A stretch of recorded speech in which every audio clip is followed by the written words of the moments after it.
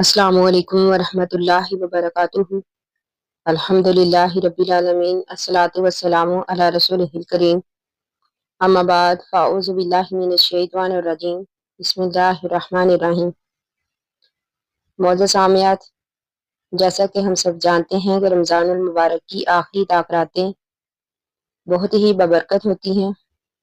انہی راتوں میں ایک رات شب قدر ہوتی ہے، جس کے بارے میں قرآن مجید میں اللہ تعالیٰ نے ارشاد فرمایا کہ یہ رات 1000 مہینوں سے بہتر ہے۔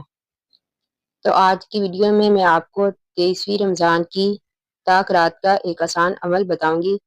اگر آپ یہ عمل اخلاص کے ساتھ کریں گے تو انشاءاللہ اللہ تعالیٰ آپ کی جائز حاجات ضرور پوری کریں گے اور مشکلات بھی آسان ہو جائیں گی۔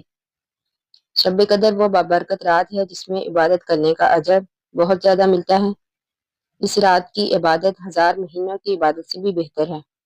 اس لیے ہمارے پیارے نبی اکرم صلی اللہ علیہ وآلہ وسلم نے رمضان کی آخری طاق راتوں میں زیادہ عبادت کرنے کی تلقین فرمائی ہے۔ اگر آپ نے 23ویں رمضان کی رات ایک چھوٹا سا عمل کر لیا تو یہ بہت ہی بابرکت ہو سکتا ہے۔ نماز عشاء اور تراویح کے بعد 2 نفل نماز ادا کریں۔ پہلی رکعت میں سورۃ الفاتحہ کے بعد سورۃ القدر 3 مرتبہ، دوسری رکعت میں سورۃ الفاتحہ کے بعد سورۃ الاخلاص 3 مرتبہ، تو پھر سلام پھیرنے کے بعد 11 مرتبہ درود ابراہیمی پڑھیں۔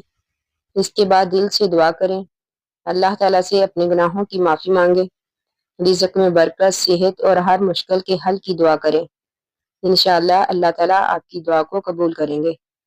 یاد رکھیں، دعا مانگتے وقت دل میں یقین ہونا چاہیے، اللہ تعالیٰ اپنے بندوں کی دعاؤں کو ضرور سنتے ہیں۔ رمضان المبارک کی ان بابرکت راتوں کو ضائع نہ کریں، زیادہ سے زیادہ نماز، تلاوت قرآن اور ذکر کریں۔ اللہ تعالیٰ سے دعا ہے کہ اللہ تعالیٰ ہم سب کو شب قدر کی برکتیں نصیب کرے، آمین۔ آخر دعوانا ان الحمد للہ رب العالمین۔ السلام علیکم ورحمۃ اللہ وبرکاتہ۔